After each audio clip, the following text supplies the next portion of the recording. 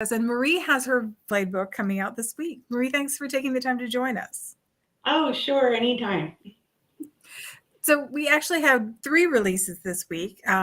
Rachel Ann Smith's King Takes Queen, was the 3rd book in the Ladies at Risk series, came out, and Emily had one more 12 Days of Christmas book that comes out this week. We're down to 2 turtle doves. But then Marie, your book is A Wallflower to Love, and it's the first book in Love's Addiction series. Can you tell us a little bit about it? So yeah, let me quickly go over. I have so many books in my head I better read from. Okay, so book 1. Well, all three of books that will be in this series is They'll be Regency stories, and there'll be novels, so not really short stories, so that's good. And my characters intertwine, so you'll probably read in The Wallflower to Love. You'll probably read the hero. I think I put the hero in this story. In my 3rd book in this story. And so, a little bit ahead of time. I'm even thinking that the heroine in A Wallflower to Love, I think her cousin is the heroine in the 2nd story. So they kind of is, one big happy family kind of thing. So A Wallflower to Love is about a woman who has been, she's shy. She doesn't like to be around men because she doesn't know how to talk to them. And so she has kind of been to herself, and there's her parents are dead. So it's just, her name is Alexandria Templeton. And she lives with her sister, and the 2 of them have been together. And the sister has married a duke. And of course, at the time when they were married, he wasn't, but then within, I think, like it was a couple of months, he became a duke, So now here's the 3rd wheel. So Alexandria is now the 3rd wheel. Here's her sister, a newlywed husband, and happily, and then she's still. So yeah, she definitely withdraws more, and she stays in her room. She loves writing. Don't know where I got that from, but but she loves writing. She loves reading. And to her, that is just fine. This is my little world. I'm happy, Well, then, of course, her brother-in-law doesn't like that. And so he corners her one day and tells her that she's got, I'm thinking he gives her till the end of the week, but I can't remember. I've written so many books since then. But I think he gives her a time frame. You are going to find a husband, or I will find one for you. And of course, now she's freaking out and thinking, no.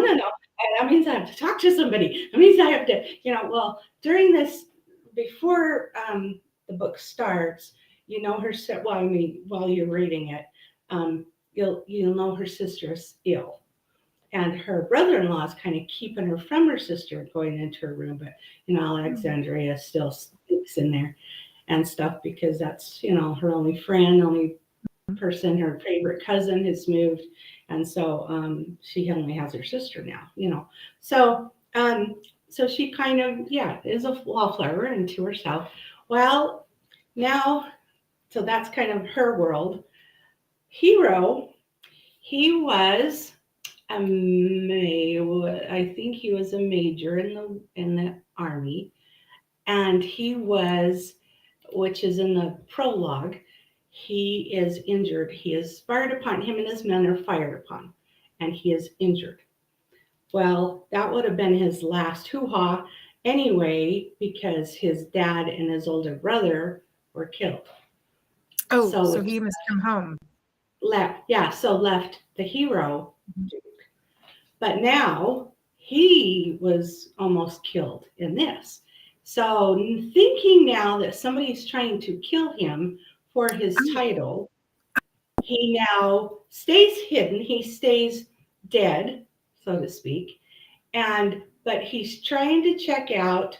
He spies on his house, or the manor that the Duke owns, to see who took over his place, his Duke, which That was would his, likely be whoever is trying to get him. yeah, which was his cousin.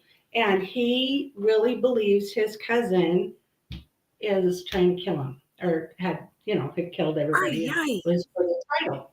So he decides, his name is Julian Stratford, and he decides to kidnap the Duchess to force her to tell him, where was your husband on these days, because those are the days his father and brother died, and he was, and cannon blasts out of nowhere kind of thing.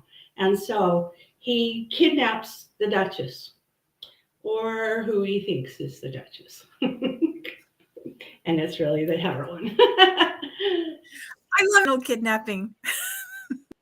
I know, it's like, oh, I mean, he still, thinks he's got the right person, and she, of course, now has to come out of her shell to try to convince him no, but she doesn't like her brother-in-law anyway, so it's like, here, I'll help you. So she tries to make him believe, that, oh, I'll help you. Of course, all the time, what would my characters do? In the stories that she reads and writes, what would my characters do? So that's kind of what this story is about, is trying to find who the person was that was killing for a title, and just the little suspenses here and there. Her almost getting caught a few times because Julian still wants to pretend, play dead, and that he has a friend that knows he's alive. And he, like I said, that was the one that's in book 3, the hero in book 3. And but that's all that knows he's still alive. And so he wants to keep it that way, So he does a lot of hiding, and he talks her into, okay, this is how you're going to talk to your brother-in-law. No, I can't talk to my brother-in-law. No, you have to help me, Oh, I love that the setup pushes her out of her comfort zone. That's fun. Yeah, so he's trying to help her get over her shyness and wallflowerness and whatever, and yeah, so that's how they grow closer together and fall in love. And of course, there's always twists in my stories, and you think you know where the story is going, you probably don't. Oh, that sounds like so much fun. Get a love story and a little bit of suspense and mystery mixed in. Yeah, That sounds like a blast. yeah, Wonderful. And I love it. You get to see the heroes ahead of time too. Yeah, I've had some of my readers call me Queen of Tease because, like I said, I lead you to believe things, and then all of a sudden I throw. I mean, it's not like I throw something in out of the blue. You see it there, but you don't think it's that, kind of thing. But so there's a lot of fun in this story. Oh, cool! Very cool. The Pixar storytellers used to say that readers want to work for their dinner. Like they want to have to work a little bit to find the story, but they don't want to work too hard. They want to get their dinner at the end. So I think the same way, you want to have to figure a little bit so that. Yeah. I'm not one of those authors that's just, okay, this is how, here's the hero, here's the heroine. Oh, they fall in love. Nope, they break up. Oh, they come back. Oh, happily ever after. I mean, which is the normal formula from romances, but I like to throw in more twists. I like an occasional accidental kidnapping is always a good twist. Yeah. I like to have suspense. So because this is your first Dragonblade book, we put an interview. You were gracious enough to let us do a written interview, and so that's up on the website. So if anybody hasn't had a chance to read it, you can go find it under the blog post there on the website. But so I feel like I have a little bit of a cheat sheet, but I'm going to go ahead and ask you to fill us in on how did you decide to start writing? When did you start writing? What made you decide that you wanted to write and also in this genre? Yeah, it's funny because when I was, the first thing I remember writing was when I was in junior high, and I wrote, there was a contest, the school was having a contest, and it was, I can't remember if it was a poem contest or I can't remember, it was just a writing contest. So I wrote It was around Christmas time or before Christmas time. I wrote my story, but it was poem. It was a poem story, so it rhymed. It was about a Christmas tree. But the point of view, and this is before I even knew about point of views, the point of view was the Christmas tree. Oh, fun. The point of view, yeah, this was the Christmas tree. Watch the kids come in, watch the parents, hide things or whatever. And I mean, it was, and I won second place. And I was a nobody in, school. So I mean, I was thrilled when that happened. But it was, and then it took a few more years. I started writing skits for my church, and they were performed and judged, and I was getting awards like best written or funniest, and ego. That's But I fun. still never thought, I'm never going to be, I never wanted to be a writer. Never thought I would like it, But I love to read, and my first favorite, well, the first romance I ever read was from Kathleen E. Woodward's A Rose in Winter. And She's the I just gateway drug. She, And if you've read that book, you know that you are stuck to those Mhm. pages and you're turning because you got to figure out the plot and everything. So that's where, and then from her, I was reading Judith McNaught, I was reading Lavril Spencer, and I was reading Jude Devereaux and Lisa Kleypas.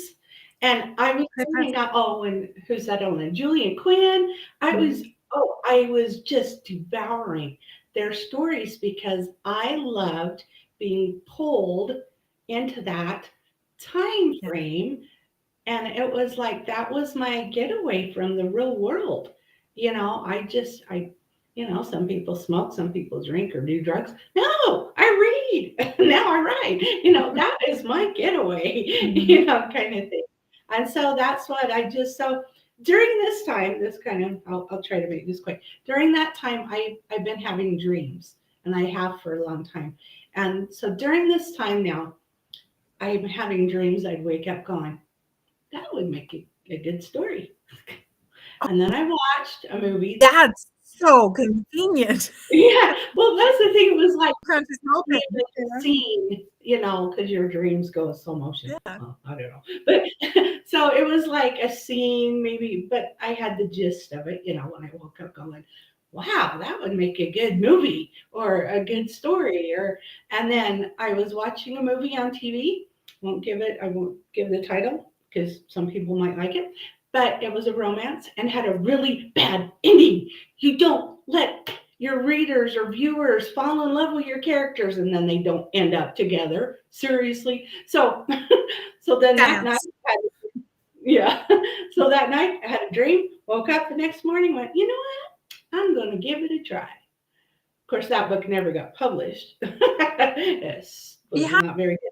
But to at write least a couple before, you know, yeah. Yeah. I don't think writers talk about that enough in front of readers. The fact that you don't sit down and write your first book and have that be the first book. It's like you have to write, you have to find your voice, you have to hone your craft, you have to learn how to do it. And I think yeah, we all have novels in our desk drawer or on the laptop that will never see the light of day. you are reading to do research. I mean, there's all that stuff that you need to do. Then go, okay, now I'm going to write my second book. Yeah. That may or may not be published, but at least I'm getting the experience doing that. And I wrote contemporary for a few years. But even though I was writing contemporary, I was still reading historicals. I was still reading Regencies and Victorians and loving it. And so I just thought, I'm going to give it a try. I'm going to try so I wrote my first Regency. I entered it into a contest, writing contest, and I won second place. I'm like, okay, I think I can do this. Well, that's what started me. And, then my muse kicked in and it won't stop. So you talked a little bit about getting story ideas in your dreams. Does that still happen to you? Do you still get Oh, story yeah. ideas? Oh, yeah. I wake up and go, shut up. So, I mean, if it's good enough, I'll write it down and put it in my little notebook of maybe one of these years. I still have several in my little notebook of ideas, but I haven't gotten to it. But yeah. Characters first, or do you get the plot first usually? Um, I have, well, I kind of know what the characters. So it's like I know what from my dreams. I mean, not all of my stories come from dreams, but I know from my dreams, okay, the hero is after this certain thing, and the heroine is after this certain thing. And oh, this is what's going to keep them apart.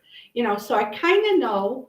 And then I'm like, okay, that's historical, or that would work in contemporary times or whatever. And so then the next day or two, because it won't leave my head. And so then that's when the research starts, and that's when the real pondering, of the story. That's when that happens. And then, no, I can do this. Let's do this. So. Do you outline? Do you plot before you write, or you? I'm a pantster. And because I love to be surprised. I mean, I tease readers. No, I tease myself. Because yeah, I'll be writing. Well, it's so weird because the characters tell me, and yeah, it worries my husband a little bit that I hear voices in my head. But it's like I'll be writing. That happens too. I know, but it's like I'll be writing, and then all of a sudden the character, I think, okay, it's going this way. The character's like, no, it's going to go this way. And then I think, oh, why didn't I think of that? And then I'm thinking, hold on, I did think of that. But yeah, I love when that happens. There's only been a couple of times that I've had to plot it out, and that was because it was a really good like murder mystery kind of thing, and so I had to, okay, here's your characters and their motivation to why they wanted to kill this person, and I really had to plot it out. But it's only been a few of them. I mainly write by the seat of my pants. This is your first Dragonblade book, but I know you've written other books. About how many books a year do you write? How often do you write? Do you have a schedule that you try to keep to, or? I try to write something every day. Sometimes, get busy with family and stuff, so I'm not able to. But I love to write 2 or 3 hours after I get home because I work full time. So yes, I try to work when I get home, or write when I get home from work, and stick to a schedule like that. I've written I should say I've published over 100 books. I've lost count. Wow. Don't count them. But see, I've been writing since 2010, so it's been a while. Do you have any ritual? Do you like to listen to music, or must you I must have a cup of coffee sitting beside me even if I don't actually drink it because I reach for it? Yeah, I used to have Is there anything? but I don't have those anymore. I used to have like my chocolate kisses sitting here, because kisses, and I'm writing about kisses. Anyway, well, I don't anymore. But I think when I first started writing, I had classical music playing in the background, and listening to it, trying to get into it, and then that just drove me crazy, so I quit doing that. But but yeah, I really don't. It's like I just come in here, tell the family I'm writing, shut my door, leave me alone. And that works? They leave you alone? Well, not all the time, but most of the time, yeah. I used to put a sign on my office door that said, "Don't come in unless you're bleeding or on fire." And when my youngest was, I don't know, maybe 5 or 6, tooling out to the office. But it's like, okay. But this is really important. Which it wasn't, but Well, it is to them. I think that balancing work and family is hard for anybody, but I imagine it must be very hard working a full-time job and writing and trying to balance family as well.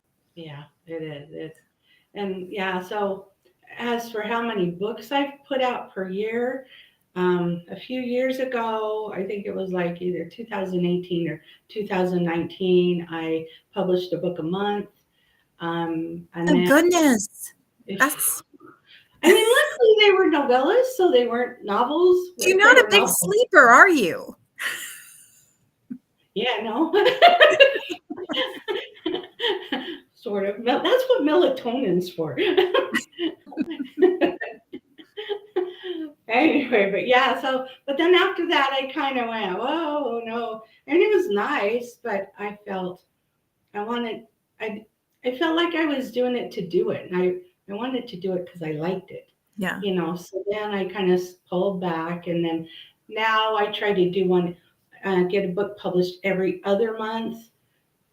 Sometimes I can get 2 books released in 1 month, but yeah, I don't try to overdo it now. I just try to let my body tell me what I can do.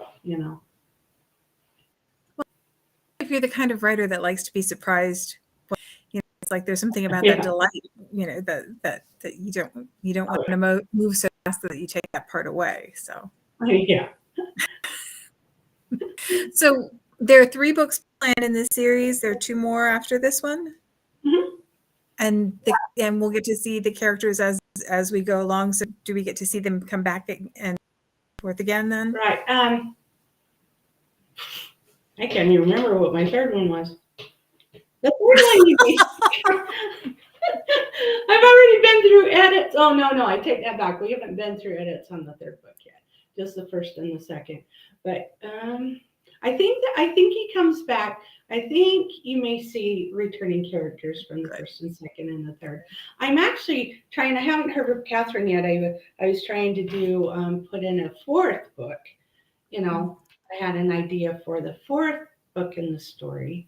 So I just haven't heard back from her on that. However, I did pitch a series proposal to Dragonblade, a month and a half ago or so. And I heard yesterday, and it's a 5-book series, and it's Regency. And I heard yesterday that I got it. They like it. Yeah. Yay. So there's more to look forward to. I'm still like not touching the ground when I walk. So that's a good thing. Well, there's more to look forward to then. Yeah. So we're getting to the end of the year now. So for me, now is the time when I'm looking for all the planners. I'm trying to figure out, like what my schedule is going to be like, and I'm incredibly optimistic about how much I'm going to be able to accomplish and how organized I'm going to be doing it, neither of which actually ever happens.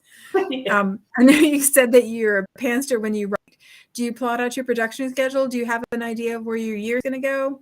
Yeah, in fact, I was just the other day, I got an Excel spreadsheet that I was looking at what books are going to come next year. And then, especially when I got that email saying, we like the proposal, we're going to offer for contracts for this, yay. And then I'm like, oh. So then, of course, then they ask, let us know when you'll have them ready. Mm-hmm.